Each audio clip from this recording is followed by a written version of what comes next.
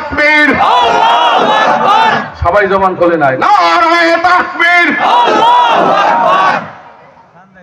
মুসলমানরা জিহাদের ময়দানে অস্ত্রের মাধ্যমে যেতে নাই। 313 জন বদরের ময়দানে এগো অস্ত্র দিতে পারছে নবী? 12 হান তরবারি, একটু ঘোড়া, আর কাফের বেঈমানদের 700 ঘোড়া, অস্ত্রে শস্ত্রে সজ্জিত, লোহার পোশাক গায়ে পরা। আর এনে 313 জন লই গেছে। দুই দিক আছে নাবালেগ, এত নাবালেগ। আব্দুর রহমান আউফ রাদিয়াল্লাহু হাদিস riwayat করেন, বুখারীর মধ্যে আছে, ওরা দুইজন বাড়ির হাতে দুখান তরবারি আছে, 12 হানের মধ্যে দুখান ওই দুই বেইরাতে, কিন্তু তরবারি দুইটা মাটিতে বায়, এত ছোট 12 হান তরবারি, পায়ে জোতাও দিতে পারে নাই, খালি গায়ে ময়দানে দাঁড়াইছে পাথর লইয়া। কেউ খাজুর গাছের টিকা ডাল নিয়ে দাঁড়াইছে যুদ্ধ করতে। আল্লাহ রাসূল ওদিকে তাকাইয়া সেজদায় বসে ডাক দিয়েছে, আল্লাহ আপনি একটু বদরের ময়দানের দিকে তাকাই দেখেন তো, আজকে যদি আপনার সাহায্য না আসে এরা এখানে শেষ হয়ে যাবে, কিয়ামত পর্যন্ত কেউ আপনারে আল্লাহ বললে ডাক দেবে না।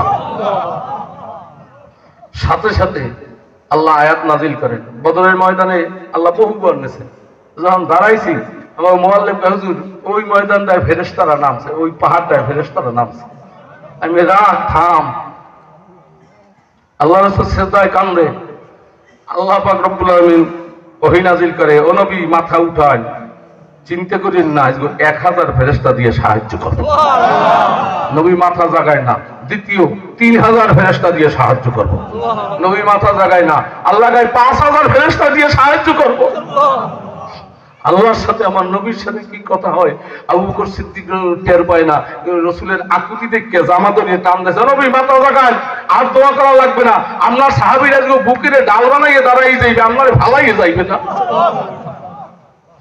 আব্দুর রহমান ইবনে আউফ রাদিয়াল্লাহু হাদিস riwayat করেন যে আমি দুইটা নাবালেগ শিশু আমার পাশে দেখা আমার মনের মধ্যে চিন্তা, দুইটা যুবক হইতো, টাকরা যুবক সাহায্য করতে পারতো, এরা কি করবে। এমন মুহূর্তে দেখি আমার ডান পাশ দিয়ে আমার জামা ধরে টানে যায়, চাচা হাল তারিফু আবা জেহেল, আপনি কি আবু জেহেলের ছিলেন? তুই ছোট্ট মানুষ, এত বড় নেতার নাম লও, তুই আবু জেহেল কি করবি? কেন চাচা শোনেন নাই আমার নবীরে মক্কায় থাকতে দেয় না, এখন বলে মদিনায়ও থাকতে দেবে না। আমাকে বাবা নাই, মা আছে, মায়ের হাতে হাত দিয়ে শপথ করে আসছি ওরে জাহান্নামে পাঠামু, নাইলে এই ময়দানে শহীদ হবো। সাথে সাথে বাম পাশ দিয়ে ডাকতেছে, চাচা আপনি কি আবু জেহেলের ছিলেন? আবু জেহেল দিয়ে কি করবা? একই জবাব, ও বলে নবীরে মক্কায় থাকতে দেয় নাই, মদিনায়ও থাকতে দেবে না। আমাকে মা